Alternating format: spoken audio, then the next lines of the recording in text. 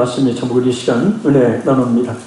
초기 부흥성의 첫째 집회 시간입니다. 이번 부흥성을 위해서 많이 기도했습니다. 그리고 성령님의 역사하심과 아울러서 그 성령님의 역사하심을 있게 할 하나님의 합당한 말씀을 주시기를 기도하던 중에 막혀있는 하늘을 열라라는 강한 감동을 받았습니다. 그리고 마음에 강하게 임한 말씀이 바로 오늘 본문 말씀입니다. 아무리 많이 기도해도 응답받을 수 없게 만드는 원인을 제거해야만 하나님의 축복의 통로가, 응답의 통로가 활짝 열리게 되기 때문입니다. 이런 의미에서 우리는 오늘 말씀을 우리 각자에게 주시는 하나님의 말씀으로 받아서 하나님의 응답, 하나님의 은혜와 축복을 받을 수 있는 결정적인 계기로 삼아야 될 줄로 믿습니다.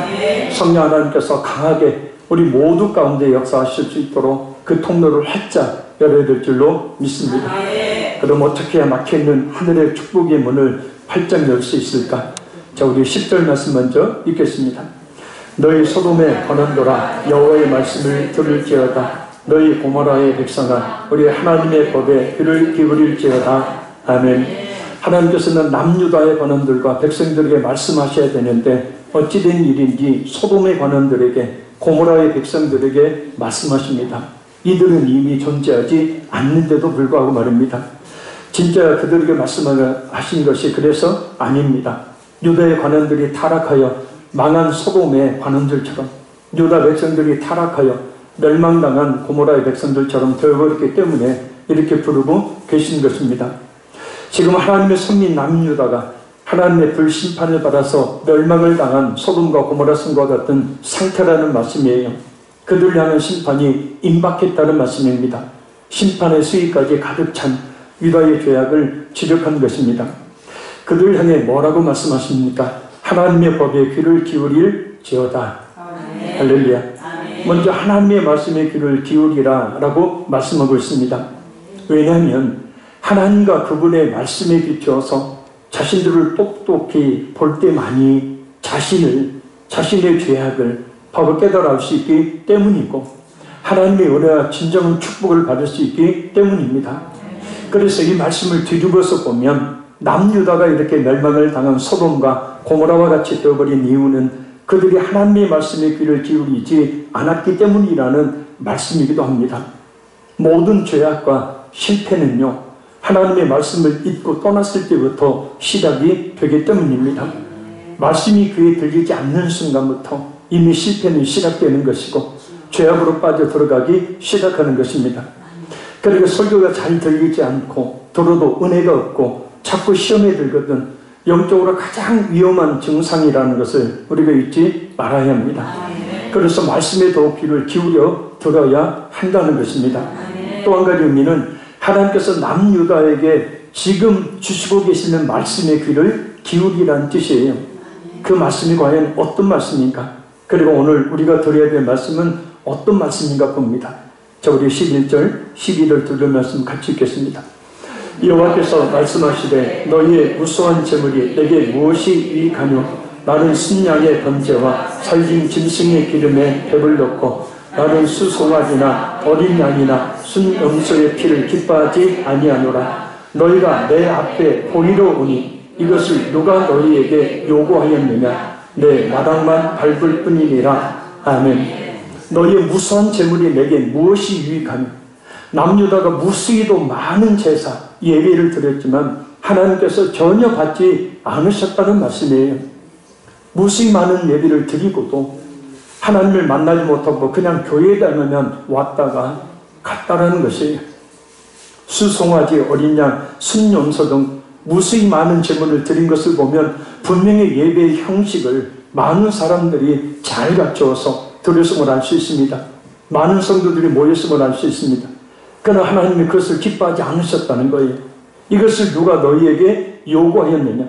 하나님이 그런 예배를 하나님께서 요구하신 적이 결코 없으시다는 것입니다. 많은 사람들이 교회당에 모여 하나님과 상관이 없는 예배, 하나님께서 받으시지도 않고 하나님께서 기뻐하시지도 않는 예배를 드리고서도 하나님께서 그 예배를 받으셨다고 착각하고 있다는 거예요.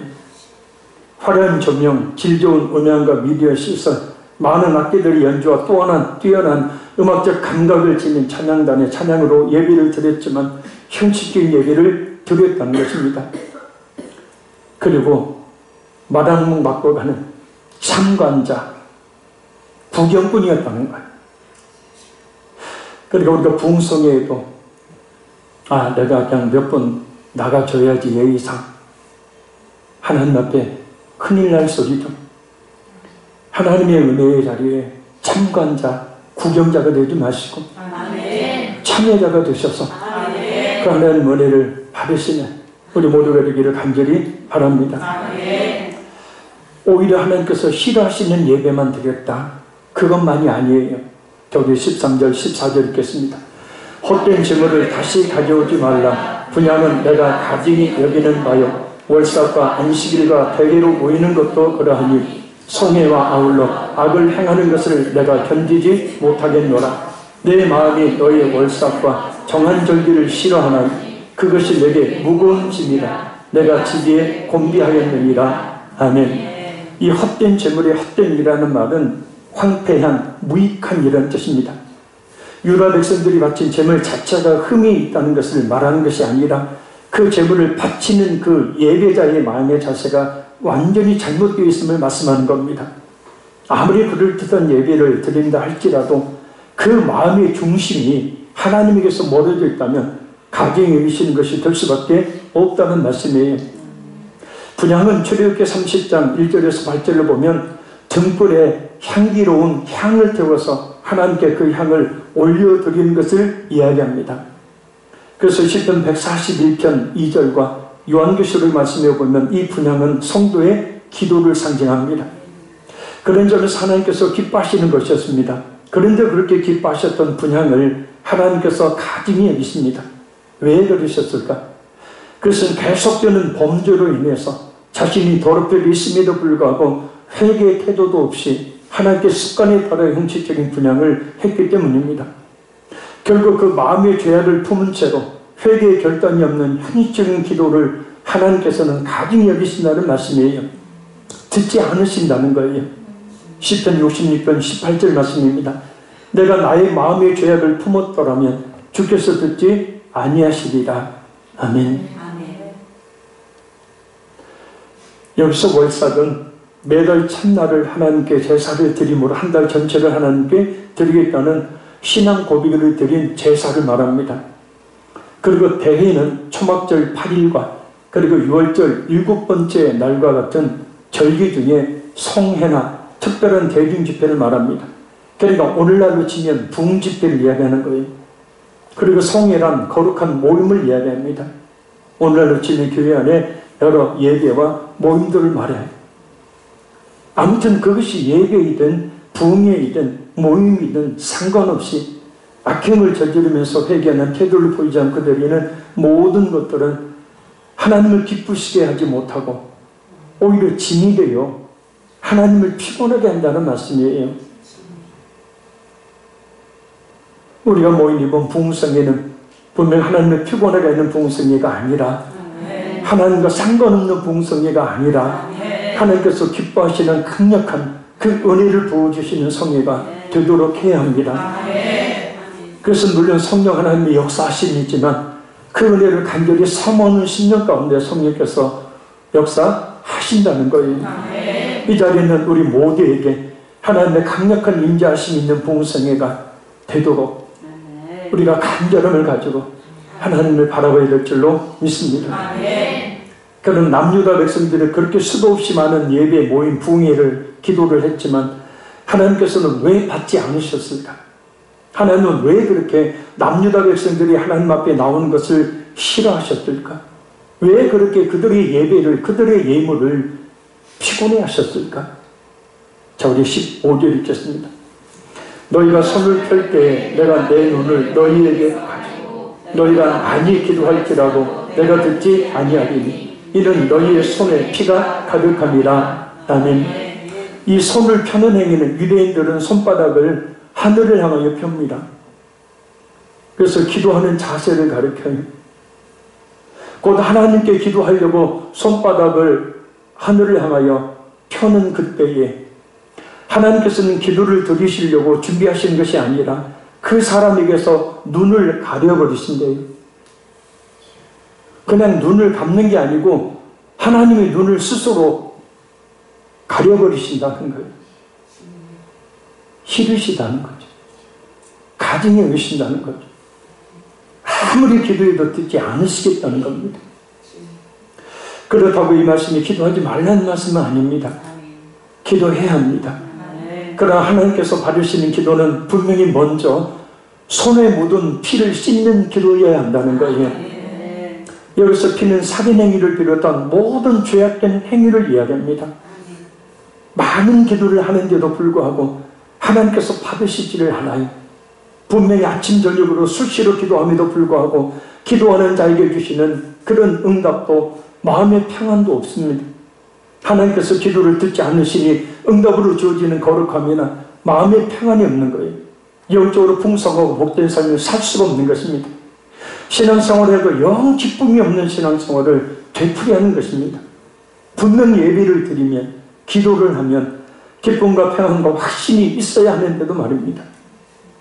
이번 복음성회 때 우리가 하나님의 응답을 받으려면 그 하나님의 은혜와 축복을 받으려면 하나님께서 친히 만져주시는 그 은혜로 우리의 몸과 마음의 치유와 회복의 은혜를 받으려면 또한 우리의 삶이 변화되어지고 우리의 삶 가운데 하나님의 풍성히 내려주시는 그 은혜를 받으려면 가장 먼저 해야 될 일은 바로 우리 손에 묻어있는 피를 씻는 것이에요. 이거에 되지 않으면 아무리 부흥성에 참여해도 은혜 못 받아요. 그럼 어떻게 해야 그 죄악을 씻을 수 있을까? 우리 16절, 17절 읽겠습니다. 너희는 스스로 씻으며 스스로 깨끗하여 너희 목전에서 너희 악한 행실을 버리며 행악을 그치고 선행을 배우며 정의를 구하며 학대받는 자를 도와주며 고아를 위하여 신원하며 과부를 위하여 변호하라 하셨느니라. 아멘. 구체적으로 손에 묻은 피를 씻는 방법을 두 가지로 말씀해요. 첫째는 하나님 앞에서 먼저 하나님 앞에서 손에 묻은 피를 회개의 기도로 씻으라는 거예요. 스스로 씻으며 스스로 깨끗하여라고 말씀해요. 이 말씀은 구약의 제사에서 물로 씻어 정결하게 되는 것을 말합니다. 그러니까 스스로 죄를 고백하여 회개함으로 사죄를 받아 정결하게 되라라는 말씀이에요. 특히 그것을 내 목전에서 곧 하나님 앞에서 하랍니다. 스스로의 판단에 따라 죄의 기준을 정하지 말고 하나님께서 정하신 기준에 따라 회개하라는 뜻이에요. 그러니까 내 기준에 따라서 보면 나는 별로 회개할 것이 없는 사람 같은데 하나님의 기준에 맞춰보면 정말 회개할 것이 많은 게 우리 인생의 삶의 모습 아니겠습니까? 죄가 죄인 줄 모르게 행하는 것이 얼마나 많습니까? 그래서 보조시 하나님 앞에서 죄를 향하여 자신의 손에 피가 가득함에도 불구하고 그것을 모르고 예비하고 기도하는 사람들이 얼마나 많습니까? 내 아이이지만 아이를 미워하고 욕하고 저주하며 함부로 대하는 것이 얼마나 큰 죄이고 그 죄가 자신의 기도를 꽉꽉 막아버린다는 사실을 왜 모르는지.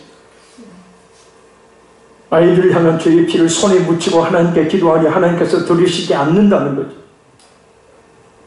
며느리를 함부로 대하는 시어머니들, 자신의 손에 피를 묻힌다는 사실을 알지도 못한 채 시댁 식구를 미워하고 남편을 미워하고 함부로 여기는 며느리자 아내를 그 손에 피를 스스로 묻히고 있음을 잊지 말아야 합니다. 아내를 함부로 여기고 처가적으로 무시하고 함부로 여기는 남편들 역시 피가 묻어 있음을 잊지 말아야 합니다.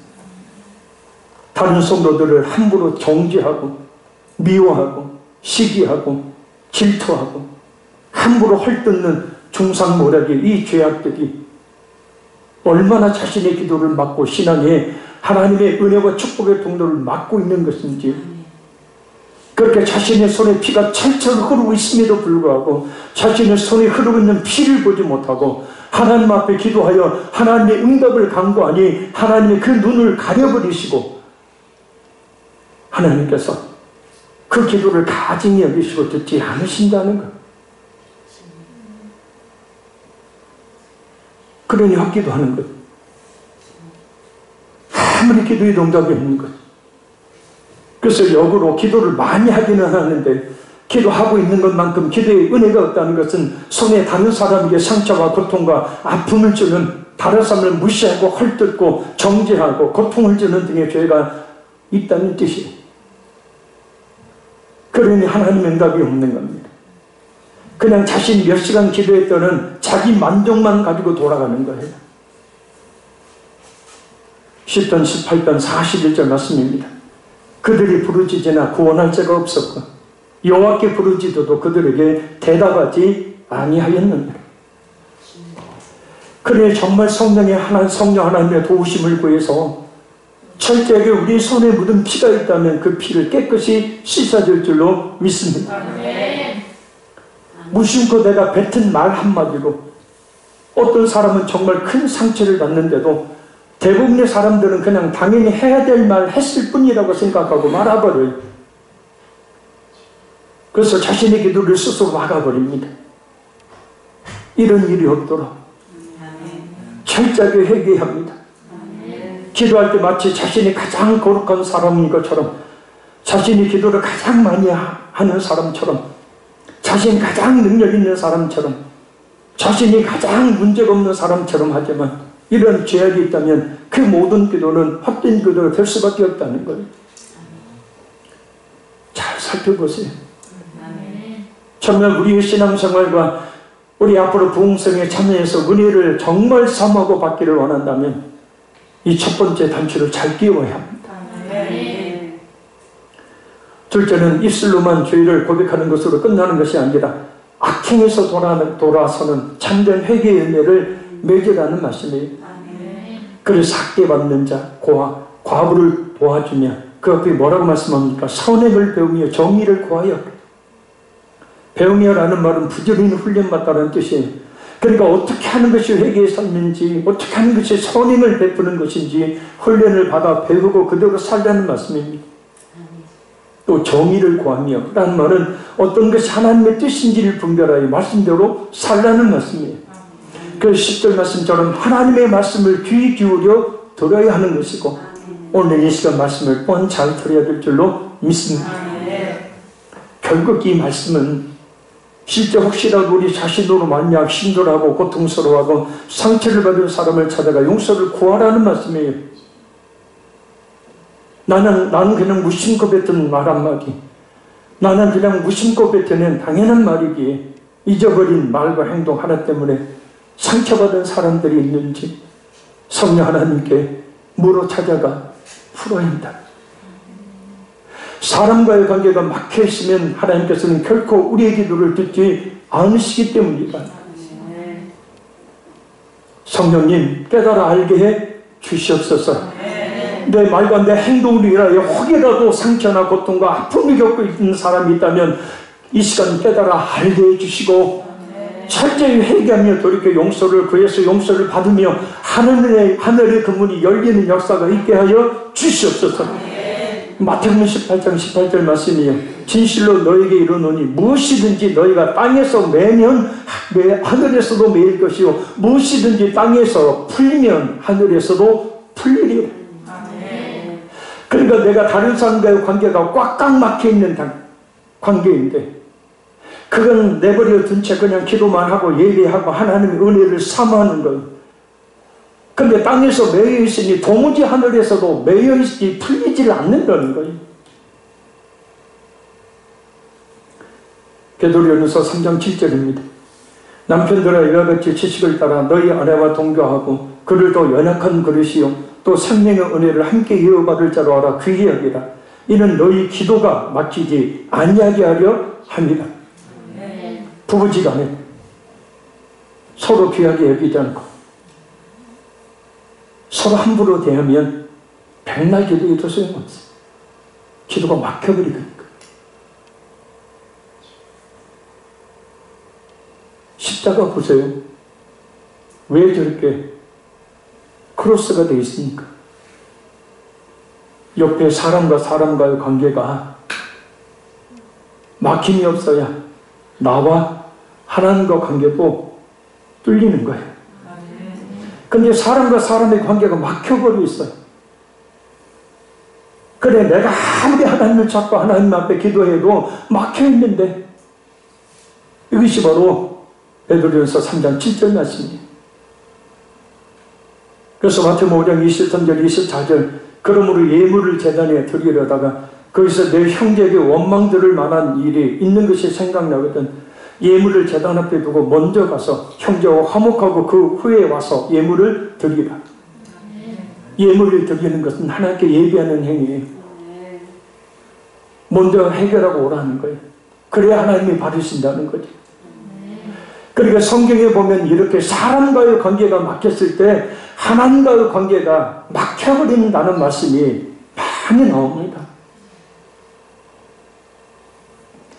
그러니 이번 부흥성에 정말 거룩하신 성령 하나님의 강력한 회복과 치유의 은혜를 입으려면 철저하게 성령의 깨닫게 하심을 구하고, 그래서 성령 하나님의 깨닫게 해주심에 따라서 철저하게 회개해야 한다는 것이에요. 하나님과 우리 사이를 막고 있는 우리의 모든 죄악들을 철저하게 회개함으로 씻어내야 한다는 거예요. 미움을, 시기를, 거짓을, 상처 주었음을, 아프게 했음을, 괴롭혔음을, 끼리끼리 모여 함부로 헐뜯었음을, 음행을, 욕심을, 탐심을, 욕설과 저주를 퍼부었음을, 못마땅하게 여겼음을, 혈기를 부렸음을, 툭하면 화를 버럭버럭 냈음을, 남을 깔보고 무시했음을, 잘난 척하며 교만했음을, 불순종했음을, 나만 의로운 척했음을, 신앙의 게으름을 가려왔음을 철저하게 회개해야 합니다. 그래야 그 위에 하나님의 은혜가 부어지게 되는 겁니다. 저기 18절 읽겠습니다. 여호와께서 말씀하시되 오라 우리가 서로 변론하자. 너희의 죄가 주홍같을지라도 눈과 같이 휘어질 것이요 진홍같이 붉을지라도 양털같이 희게 되리라. 아멘. 오라 라는 말씀은 자 이제 일어서라 라는 뜻이에요. 하나님께서 유다의 죄를 일방적으로 바라지 않으시고 변론하자고 제안하시는 것입니다. 주홍과 진홍은 쉽게 지워지지 않는 물감색을 뜻하는 말로 남유다가 심각한 죄악 가운데 빠져있음을 의미합니다. 그리고 눈과 양털은 순수한 정결을 상징해요. 곧 아무리 하나님 앞에 큰 죄를 지었다 하더라도 또 아무리 다른 사람에게 큰 고통을 주는 죄를 지었다 할지라도 그 죄를 다 내어놓고 진심으로 회개할 때 하나님의 죄사함의 은혜를 베풀어 주신다는 거예요. 그게 약속하고 있는 거예요. 그래야 하나님께서 예비를 받으시고 그래야 하나님께서 기도를 받으시기 때문이라는 겁니다. 잘 생각해 봐야 합니다. 내 손에 피가 묻어 있는지 안 묻어 있는지, 그리고 그 피는 누구에게 행한 죄악 때문에 묻은 피인지 어쩌면 말입니다. 오늘 이 시간이 우리에게 가장 결정적인 시간이 될 수 있습니다.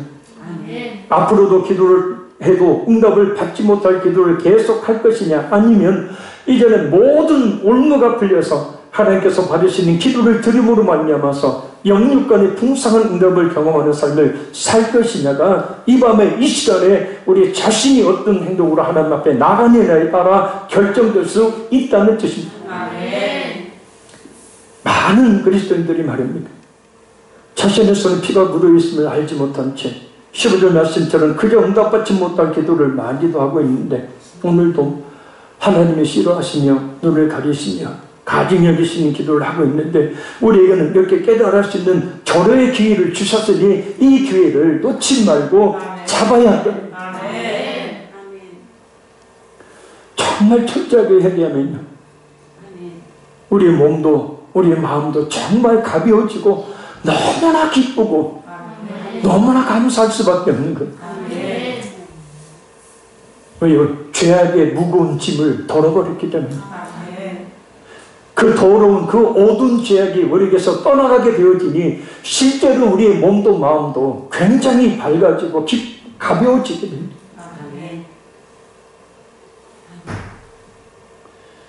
그러면 왜 그럼 더 그렇게 해야 할까? 자, 우리 마지막 19절, 20절 읽겠습니다. 너희가 즐겨 순종하면 땅의 아름다운 소산을 먹을 것이요 너희가 거절하여 배반하면 칼에 삼켜지리라. 여호와의 입의 말씀이니라. 아멘. 순종하면 땅의 아름다운 소산을 먹게 해주시기 때문에, 그래서 손에 묻은 피를 씻으라는 것 철저히 해결하는 말씀에 순종하면 하나님의 축복이 임함을 맞습니다. 그러니까 삶이 완전히 바뀌게 되는 거예요. 하나님의 축복이 넘치는 그 땅, 하나님의 축복이 넘치는 은혜를 받게 된다는 거예요. 그러나 너희가 거절하여 배반하면 칼에 삼켜지리라. 그럼에도 불구하고 깨닫지 못하고 하나님의 이런 제안을 거절하며 불순종할 때는 도무지 하나님의 복을 받을 수 없다는 뜻입니다. 죽을 수밖에 없다는 뜻이에요. 순종과 불순종의 여부에 인생의 삶과 죽음이 달려있다는 말씀이기도 합니다. 결국 하나님의 축복과 저주가 이 시간 우리 자신에게 달려있음을 우리가 알 수 있습니다. 신명기 말씀에 내가 생, 사, 화, 복을 너희 앞에 두노니 그랬어요. 그러니까 우리가 하나님의 말씀에 순종하게 되어지면 생과 복을 얻는 길을 가게 되어지고, 불순종하게 되어지면 저주와 화를 당하는 그런 길을 가게 된다는 거예요. 그러니까 그만큼 우리의 삶으로 말미암아서 하나님 앞에 있는 우리 자신의 모습으로 말미암아서 오늘의 삶의 결과가 있게 된다는 거예요. 그러니 부디밤에 이 자리에는 우리 모두가 정말 하나님의 그 축복을 받을 수 있도록 우리 손에 묻은 피를 깨끗이 씻는 시간을 가져야 될 줄로 믿습니다. 그래야 진짜 온전한 회복이 일어나고, 그래야 온전한 치유가 일어나게 되어져요. 말씀을 맺습니다. 우리 손에 묻은 피가 누구에게 저지른 죄 때문에 묻은 피인가? 우리 손에 묻은 피가 어떤 죄를 저질렀기에 묻은 피인가? 그 손에 묻은 피 때문에 하나님께서 우리가 기도할 때 눈을 가려버리셨다. 우리가 예배를 드릴 때도, 우리가 모임을 가질 때도 하나님의 것을 시봐졌고 가증히 여기셨답니다. 계속 교회당만 왔다 갔다 하는 의미 없는 신앙생활을 했답니다. 그저 자기 만족에 예배 드렸고, 그저 자기 만족에 기도했고, 무감각한 삶을 살았답니다.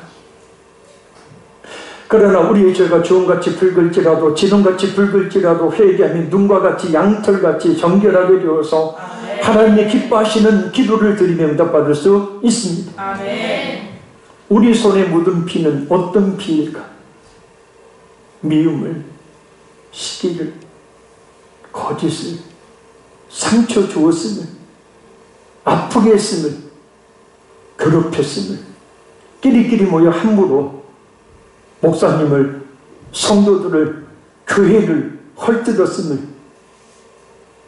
음행을, 욕심을, 탐심을, 욕설과 저주를 퍼붓 못마땅하게 여겼음을, 혈기를 부렸음을, 툭하면 화를 버럭버럭 냈음을, 남 깔보고 무시했음을, 불순종했음을, 잘난 체 표만했음을, 게으르고 나태했음을 철저하게 회개함으로 예수님의 십자가의 그 피로, 우리의 손에 묻은 그 피를 깨끗이 씻어줄 줄로 믿습니다. 그래야 하늘문이 열려 우리의 기도가 하나님께 상달되어 응답받게 되어지고, 충만한 땅의 소산을 먹는 삶이 변화되어지고, 그 삶이 하나님의 내리신 축복을 받는 역사가 있게 된다는 것. 꼭 기억해야 합니다. 이번 부흥성의 응답, 진정한 회복과 치유는 바로 이 시간 우리의 기도에 달려있다는 것을 말합니다. 이 시간 성령 하나님께서 강력하게 역사해 주심으로 정말 거룩한 하나님의 사람으로 세워지는 역사가 우리 모두에게 일어나기를 간절히 소원합니다. 그래서 하나님과 관계가 막힘이 없어서 하나님께 예배를 드리면 신령한 하늘의 은혜로 인하여 감사하고 만족함을 얻고, 우리가 하나님께 기도해도 하나님께서 그 기도의 귀를 기울이시고 응답해 주시는, 그래서 그 기쁨과 감격과 감사함으로 살아갈 수 있는 진정한 변화의 역사가 일어나기를 간절히 바랍니다. 아멘. 기도받기 원하시는 분은 앞으로 나오시고 우리 찬양 들으신 후에 간절히 기도합니다.